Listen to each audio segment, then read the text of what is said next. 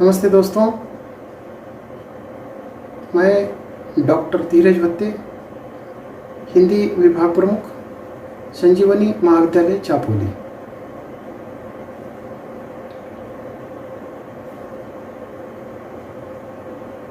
इस वीडियो में आप सभी का हार्दिक स्वागत है।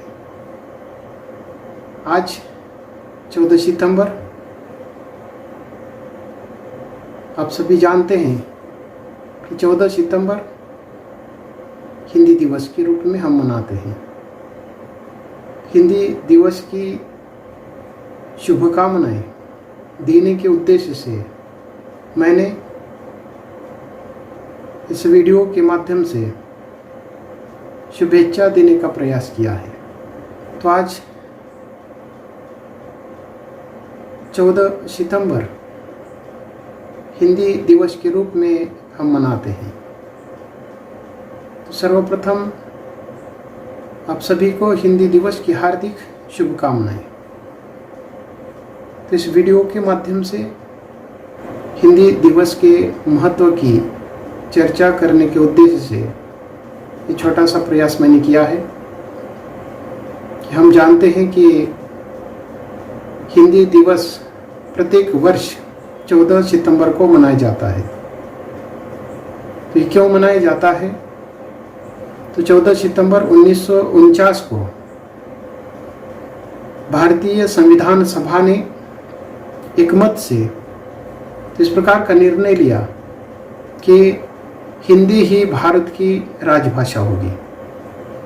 इस महत्वपूर्ण निर्णय के रूप में हम प्रतिवर्ष 14 सितंबर को हिंदी दिवस का ये जो महत्व है, या हिंदी को हर क्षेत्र में उसका प्रचार और प्रसार करने के उद्देश्य से हम ये दिवस मनाते हैं। तो इस प्रकार का दिवस मनाने का जो सबसे पहला जो प्रयास है, राष्ट्रभाषा प्रचार समिति वर्धा ने भारत सरकार से अनुरोध किया। तो राष्ट्रभाषा प्रचार समिति वर्धा के अनुरोध से भारत सरकार ने हिंदी दिवस मनाने की स्वीकृति दी और 1953 से लेकर निरंतर प्रतिवर्ष 14 सितंबर को हम हिंदी दिवस मनाते हैं। तो इस हिंदी दिवस की बहुत बड़ी भूमिका है, या बहुत बड़ा उसका इतिहास है। और हिंदी भाषा के प्रचार और प्रसार में, उसके विकास में कई सारे लोगों का महत्वपूर्ण योगदान रहा है। 1918 में महात्मा गांधी जी ने हिंदी साहित्य सम्मेलन में हिंदी भाषा को राष्ट्रभाषा बनाने का प्रस्ताव रखा था। और इतना ही नहीं, तो महात्मा गांधी जी ने जनमानस की भाषा हिंदी ही होनी चाहिए और हिंदी को ही राष्ट्रभाषा का जो स्थान है मिलना चाहिए, इस प्रकार का आग्रह किया और अपने जीवन भर हिंदी भाषा का प्रचार और प्रसार किया है। महात्मा गांधी के लिए हिंदी का प्रश्न स्वराज्य का प्रश्न था। तो इस प्रकार की भावना, इस प्रकार की जो भूमिका है लेकर महात्मा गांधी ने देश के कोने कोने तक हिंदी का प्रचार और प्रसार करने का महत्वपूर्ण कार्य किया है। तो इस प्रकार स्वतंत्र भारत की राष्ट्रभाषा का ये जो प्रश्न है, या हिंदी भाषा की ये जो समस्या थी, तो वह 14 सितंबर 1949 को ये जो संविधान सभा है उसके सामने लंबी बहस के बाद, विचार विमर्श के बाद एकमत से ये निर्णय लिया गया कि भारतीय संविधान के अंतर्गत राष्ट्रभाषा या राजभाषा के रूप में हिंदी को स्थान मिलना चाहिए। भारतीय संविधान के 17वें भाग में या 17वें अध्याय में 343 एक ये जो अनुच्छेद है, तो इस अनुच्छेद के अंतर्गत स्पष्ट उसका उल्लेख किया है कि संघ की राजभाषा हिंदी और लिपि के रूप में देवनागरी होगी। संघ के राजकीय प्रयोजन के लिए होने वाले अंकों का जो रूप है वह देवनागरी तथा उसके साथ साथ अंतर्राष्ट्रीय जो रूप है उसको भी स्वीकृति दी गई है। तो इस प्रकार हम देखते हैं कि भारतीय संविधान के अंतर्गत ये जो राजभाषा शब्द का प्रयोग किया गया है, परंतु 14 सितंबर हम हिंदी भाषा के प्रचार प्रसार के उद्देश्य से मनाते हैं। सही मात्रा में हमें राष्ट्रभाषा के रूप में नहीं तो राजभाषा के रूप में इस हिंदी का विकास या उसका प्रचार और प्रसार करने की आवश्यकता है। हम देखते हैं कि 14 सितंबर के दिन ही नहीं तो एक सप्ताह के साथ साथ हिंदी पखवाड़ा भी हम मना रहे हैं। तो इस प्रकार हिंदी दिवस के उपलक्ष्य में सरकारी कार्यालयों में, निजी कार्यालयों, स्कूल तथा विभिन्न महाविद्यालयों के अंतर्गत कई सारे जो कार्यक्रम हैं उसका आयोजन किया जाता है। हिंदी दिवस के दिन छात्र छात्राओं को हिंदी के प्रति सम्मान और दैनंदिन जीवन में हिंदी का उपयोग करने की जो शिक्षा है वह दी जाती है। तो इस दृष्टि से हिंदी दिवस के अवसर पर कई सारे कार्यक्रमों का नियोजन किया जाता है। स्कूल तथा कॉलेजों के अंतर्गत हिंदी निबंध लेखन प्रतियोगिता, वाद विवाद प्रतियोगिता, विचार गोष्ठियाँ, काव्य गोष्ठियाँ, श्रुति लेखन प्रतियोगिता, हिंदी टंकन प्रतियोगिता, उसके साथ साथ कवि सम्मेलन। तो इस अवसर पर कई सारे पुरस्कारों का भी आयोजन किया जाता है। साथ ही राजभाषा सप्ताह के अंतर्गत इस प्रकार के विभिन्न कार्यक्रमों का नियोजन किया जाता है। तो इन कार्यक्रमों के नियोजन का प्रमुख जो लक्ष्य या उद्देश्य है वह हिंदी भाषा का प्रचार और प्रसार करना है। या दैनंदिन जीवन के अंतर्गत अधिक से अधिक हिंदी भाषा का उपयोग करने की जो शिक्षा है वह देने का उद्देश्य रहा है। तो इस प्रकार ये जो हिंदी भाषा है, हम जानते हैं कि पूरे विश्व भर में बोली जाने वाली जो अनेक भाषा हैं, संख्या के अनुसार अंग्रेजी और चीनी भाषा के बाद जो दुनिया में तीसरा स्थान आता है वह हिंदी का आता है। परंतु कुछ विद्वानों ने चीनी भाषा को 1 नंबर पर और हिंदी भाषा को दूसरे स्थान पर रखा है। तो इस प्रकार धीरे धीरे हिंदी भाषा बोलने वाले लोगों की संख्या बढ़ रही है और वह तीसरे स्थान से दूसरे स्थान तक पहुंच चुकी है। तो इस प्रकार इस हिंदी भाषा को विश्व की सर्वाधिक बोली जाने वाली भाषा के रूप में, अगर विश्व की पहले स्थान की भाषा अगर बनानी है तो अधिक से अधिक भाषा का प्रयोग करने की आवश्यकता है। कोई भी भाषा हो तो उस भाषा का जो विकास है वह उसके प्रयोग से ही होता है। तो इस प्रकार भाषा के प्रयोग की यह महत्वपूर्ण आवश्यकता है। तो इस दृष्टि से 14 सितंबर के दिन हम अधिकाधिक लोगों तक इस भाषा को पहुंचाने का या अधिक से अधिक मात्रा में हिंदी भाषा का जो व्यवहार है करने का प्रयास हम करते हैं। हिंदी दिवस के साथ साथ कई संस्थाओं में हिंदी सप्ताह का आयोजन किया जाता है। तो कहीं कहीं हिंदी पखवाड़ा भी मनाया जा रहा है। तो इस बार हिंदी सप्ताह या हिंदी पखवाड़े के अंतर्गत 14 सितंबर को हिंदी दिवस से एक सप्ताह के लिए मनाया जाता है और इस पूरे सप्ताह में अलग अलग प्रकार के कार्यक्रमों का, विभिन्न प्रकार की प्रतियोगिता का आयोजन किया जाता है और यह जो आयोजन है अधिकतर विद्यालय, विश्वविद्यालय, महाविद्यालय और विभिन्न प्रकार के कार्यालयों के अंतर्गत भी होता हुआ दिखाई देता है। तो इसका जो मूल उद्देश्य है वह हिंदी भाषा के विकास की भावना को लोगों तक पहुंचाने का है।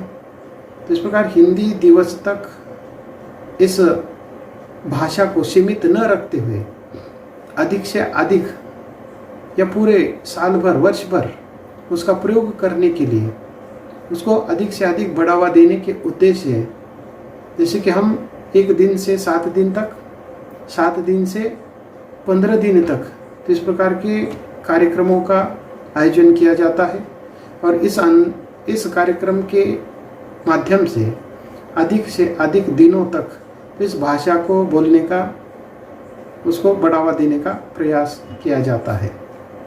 इतना ही नहीं तो इस अवसर पर विभिन्न प्रकार के पुरस्कारों का भी प्रावधान किया जाता है। हिंदी दिवस पर हिंदी के प्रति लोगों को प्रोत्साहित करने के हेतु से कई सारे पुरस्कारों का या कई सारे समारोह के अवसर पर पुरस्कारों का आयोजन किया गया है।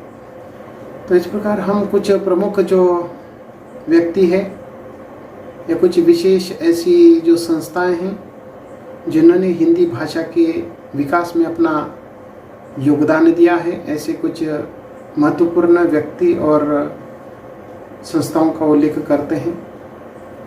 सबसे पहला जो नाम है वो महात्मा गांधी जी का हम ले सकते हैं, क्योंकि गांधी जी हिंदी और भारतीय भाषाओं के प्रबल समर्थक थे। उन्होंने हिंदी के प्रचार और प्रसार को गति देने के लिए विभिन्न संस्थाओं का विशेष योगदान दिया है, या ऐसे कई विभिन्न प्रकार की जो संस्थाएं हैं उन संस्थाओं को उन्होंने स्थापित किया है। स्वतंत्रता प्राप्ति के बाद हिंदी को राजभाषा का दर्जा दिलाने के लिए कई सारे लोगों ने काम किया है।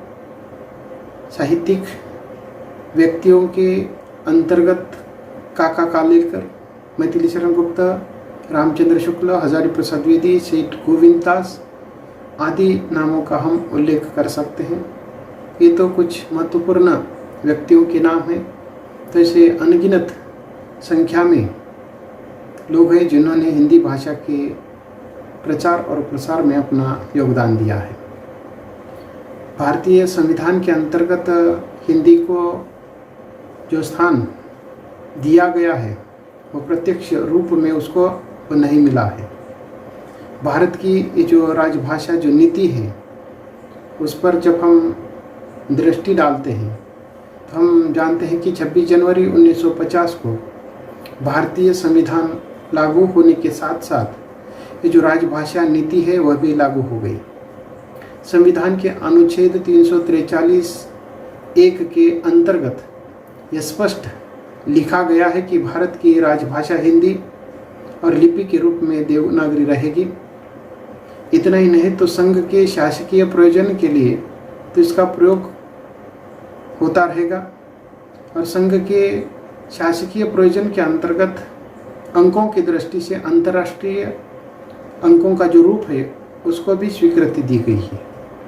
हिंदी के अतिरिक्त अंग्रेजी भाषा का प्रयोग सरकारी कामकाज में 15 वर्ष तक करने का प्रावधान इसके अंतर्गत था, परंतु ये 15 वर्ष का जो प्रावधान है अभी तक जैसे कि वैसा है। तो ऐसे प्रकार यहाँ ये जो पर्याय है, तो इस पर्याय के कारण सरकारी प्रयोजन के अंतर्गत हिंदी का जिस मात्रा में या जैसा प्रयोग होना चाहिए वैसा नहीं हो रहा है।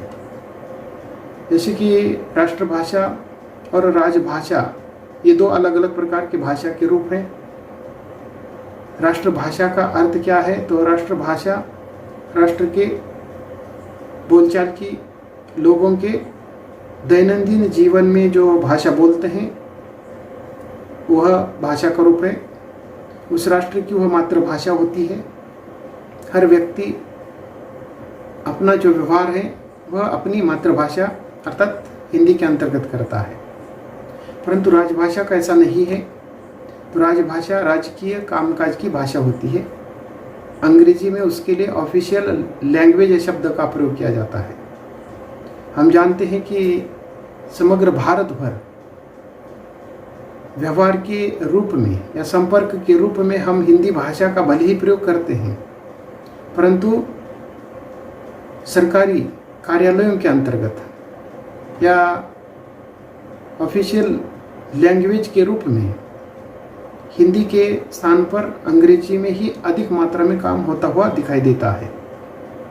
हमें राष्ट्रभाषा के रूप में हिंदी का प्रचार करने की आवश्यकता नहीं है, क्योंकि समग्र भारत भर, भारत के कोने कोने तक इस भाषा को पहुंचाने का जो काम है विभिन्न वर्गों के लोगों ने किया है। यहाँ तक कि भारत के बाहर भी विश्व के कई प्रमुख जो शहर हैं या विश्व के कई प्रमुख जो राष्ट्र हैं, वहाँ हिंदी बोली जा रही है, समझी जा रही है, लिखी जा रही है। तो राष्ट्रभाषा के रूप में नहीं तो हमें राजभाषा के रूप में हिंदी का प्रचार और प्रसार करने की आवश्यकता है। हमारे जो विभिन्न कार्यालय हैं, उन कार्यालयों के कामकाज की जो भाषा है उसका रूप बदलने के उद्देश्य से हमें प्रचार और प्रसार करना है। तो इस प्रकार इस राष्ट्रभाषा हिंदी के प्रचार और प्रसार में कई सारी जो व्यक्ति हैं जिन्होंने इसको देश के कोने कोने तक पहुंचाने का काम किया है। जैसे कि हमने महात्मा गांधी का उल्लेख किया, तो ऐसे कई सारे व्यक्तियों का उल्लेख हम यहाँ कर सकते हैं। लोकमान्य तिलक ने अपने जीवन भर हिंदी का प्रचार और प्रसार करते हुए दिखाई देते हैं।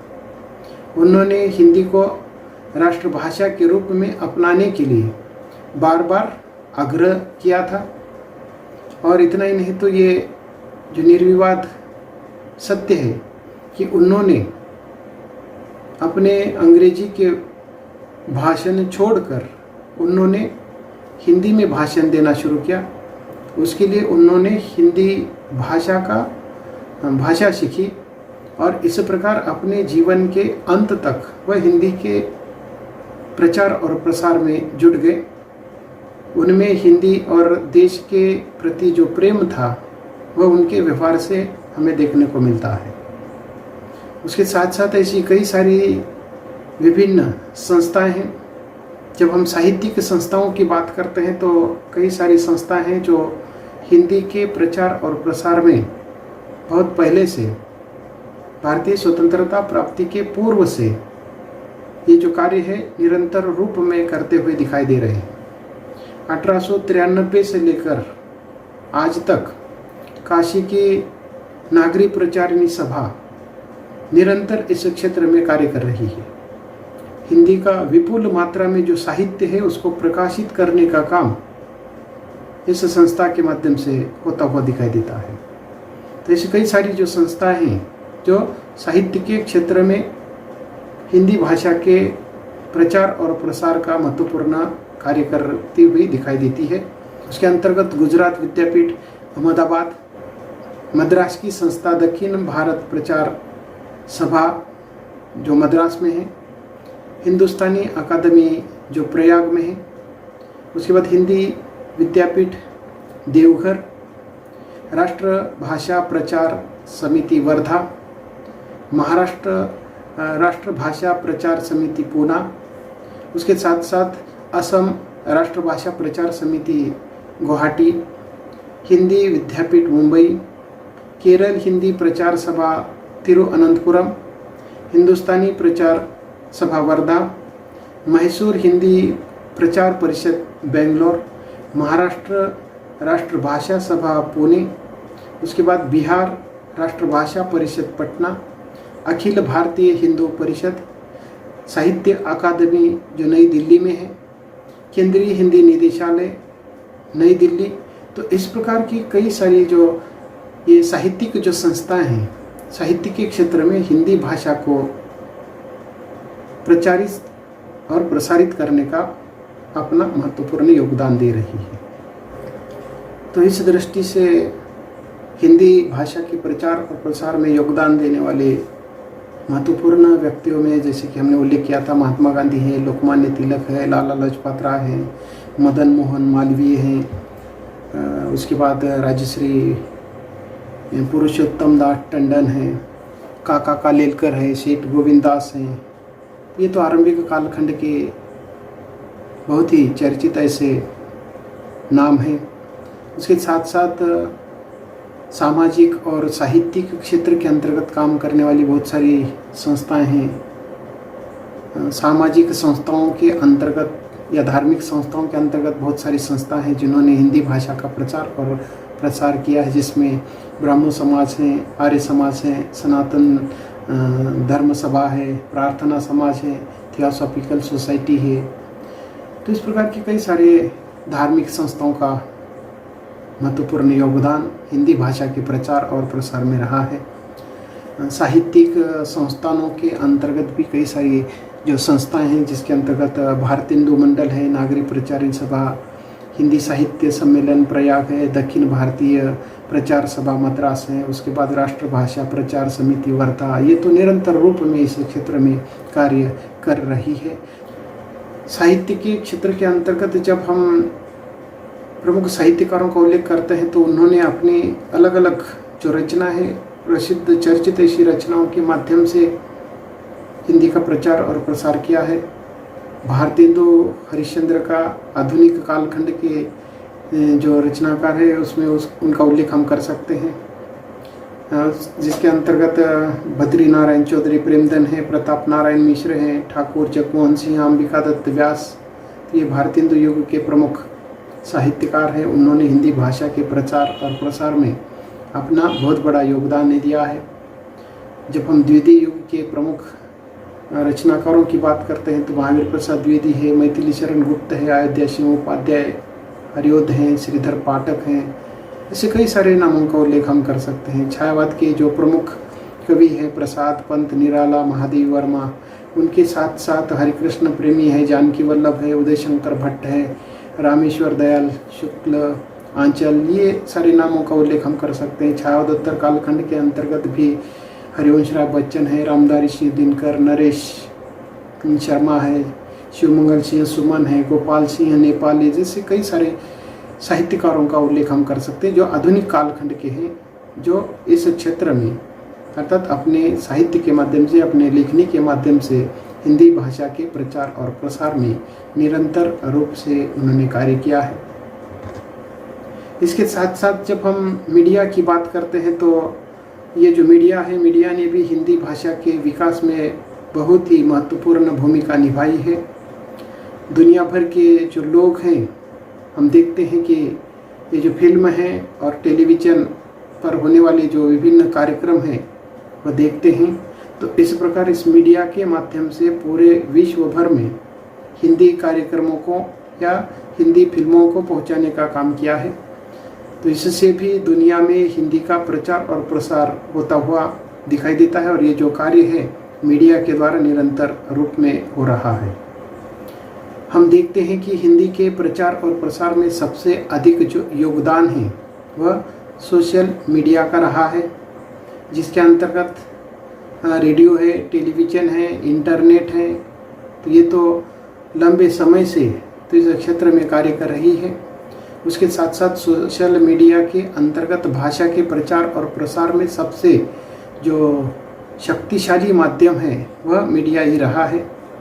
तो इन्हीं माध्यमों के कारण सार्वजनिक जो अभिव्यक्ति है वह आसान करने का काम हिंदी को सोशल मीडिया के माध्यम से हर व्यक्ति तक पहुंचाने का, उसका प्रचार और प्रसार करने का मीडिया का ये जो कार्य है, जैसे कि वर्तमान समय के ये जो मीडिया के जो प्लेटफॉर्म हैं जिसके अंतर्गत ट्विटर है, फेसबुक है, व्हाट्सएप है, ब्लॉग लेखन है, तो उसके माध्यम से दुनिया के कोने कोने तक हिंदी भाषा को पहुंचाने का काम अर्थात मीडिया कर रही है।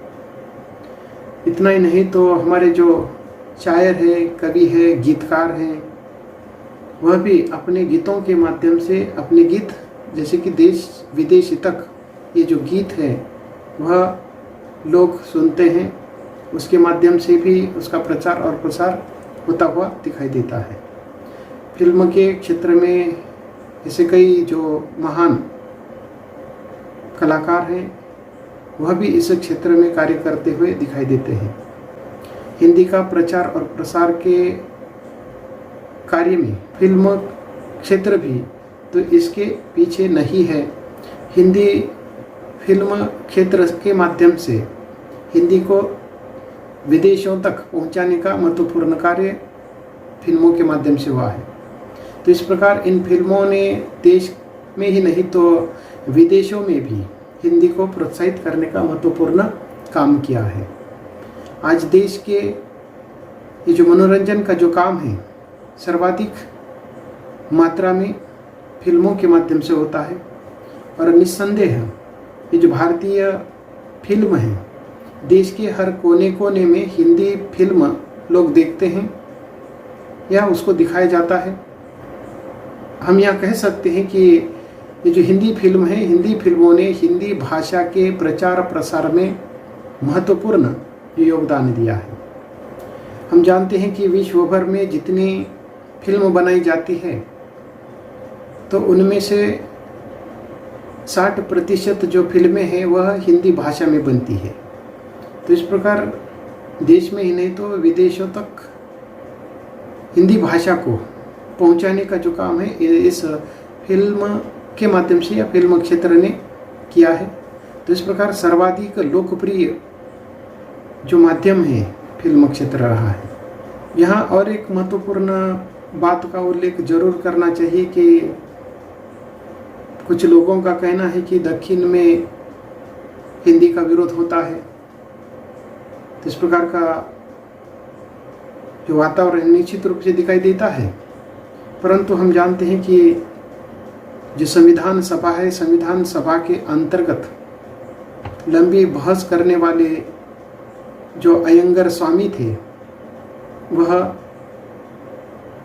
अहिंदी भाषी प्रदेश अर्थात दक्षिणी थे और उनके साथ कन्हैयालाल मानिकलाल मुंशी जो गुजराती थे। तो इस प्रकार अहिंदी भाषी लोगों का भी हिंदी भाषा के प्रचार और प्रसार में बहुत बड़ा योगदान रहा है। तो इस प्रकार हिंदी भाषा के प्रचार और प्रसार में मुंशी अयंगर फार्मूला बहुत ही चर्चित रहा है। तो इन दोनों के कन्हैयालाल मानिकलाल मुंशी और ये अयंगर स्वामी इन दोनों के लंबे बहस के बाद संविधान सभा ने ये जो राष्ट्रभाषा या राजभाषा के रूप में हिंदी को संविधान में स्थान देने का निर्णय लिया था। तो इस प्रकार दक्षिण भारत से हिंदी का विरोध होता है इस प्रकार की बात कुछ लोग जरूर कहते हैं, परंतु हम देखते हैं कि हिंदी फिल्म के बहुत सारे जो कलाकार हैं वह दक्षिण भारत से दिखाई देते हैं। तो इस प्रकार अहिंदी भाषी जो कलाकार हैं उन कलाकारों का हिंदी भाषा के प्रचार में बहुत बड़ा योगदान दिखाई देता है। अगर उल्लेख ही करना है तो हिंदी फिल्म क्षेत्र के अंतर्गत ये सुभालक्ष्मी है, बाल सुब्रमण्यम है, पद्मिनी, वैजंतीमाला, रेखा, श्रीदेवी, हेमा मालिनी, कमल हसन, ये जो नाम है वह दक्षिण भारतीय है। उसके अंतर्गत चिरंजीवी है, ए.आर. रहमान है, रजनीकांत।